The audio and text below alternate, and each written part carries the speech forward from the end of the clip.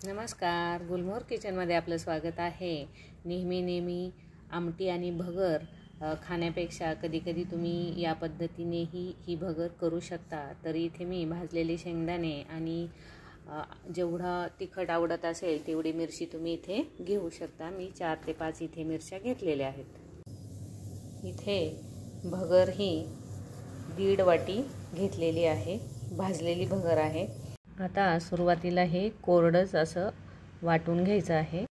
आता त्यानंतर 2 चमचे मी इथे घट्ट दही घातलेलं आहे। दही हे थोडंसं आंबट घेतलं तरी पण चालू शकतं। आता थोडंसं पाणी घालून एकदम बारीक वाटून घ्यायचं आहे।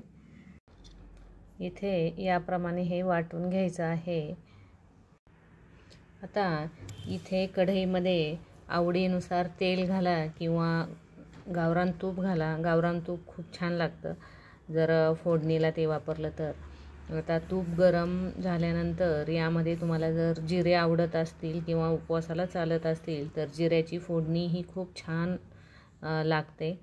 आता यामध्ये केलेलं जे वाटण आहे ते या तुपामध्ये मी घातलेलं आहे आणि व्यवस्थित असं हे परतून घ्यायचं आहे। आणि जवळजवळ यामध्ये मी 1.5 ग्लास हे पाणी घालणार आहे। व्यवस्थित असं हे हलवून घ्यायचं आहे। छान अशी उकळी येऊ द्यायची आहे। आता एक छोटा बटाटा घ्यायचा आहे आणि तो बारीक किसणीने किसून घ्यायचा आहे। आता हा किसलेला बटाटा यामध्ये घालायचा आहे आणि छान अशी उकळी येऊ द्यायची आहे। त्यामध्ये अगदी थोडीशी साखर घालायची आहे। चवीनुसार मीठ घालायचं आहे। आता छान अशी उकळी येऊ द्यायची आहे। आता इथे छान अशी उकळी आलेली आहे आणि आता यामध्ये स्वच्छ धुवून घेतलेली भगर घालायची आहे। मग भगर सुरुवातीला भाजून घ्यायची आहे, जास्त लाल करायची नाही। आता गॅस हा फुल करायचा आहे। एकदा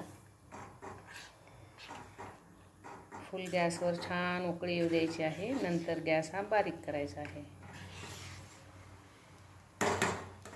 इथे छान उकळी आलेली आहे आणि गॅस हा बारीक करायचा आहे आणि झाकण ठेवायचं आहे। झाकण ठेवून 1-2दा हलवून द्यायचं आहे।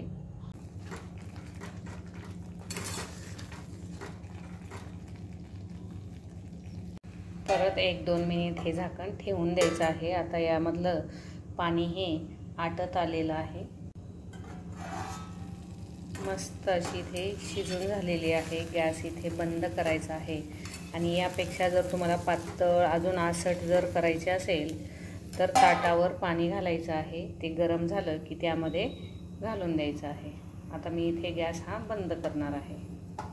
इथे गरमागरम ही भगर आता तयार झालेली आहे। या भगरीसोबत आमटीची काही गरज नसते, कारण की त्यामध्ये सर्व गोष्टी या टाकलेल्या आहेत आणि एकदम चविष्ट अशी ही भगर होते। आणि त्यासोबत थोडंसं लिंबाचं लोणचं हे घ्यायचं आहे। खूप छान अशी होते आणि लागतेही। आता हे जे लोणचं आहे याची सुद्धा रेसिपी मी अपलोड केलेली आहे। ही भगर या लोणच्यासोबत खूप छान लागते। इथे मस्त अशी ही भगर तयार झालेली आहे। हा व्हिडिओ तुम्हाला जर आवडला असेल तर लाईक, शेअर, कमेंट आणि सबस्क्राईब करायला विसरू नका।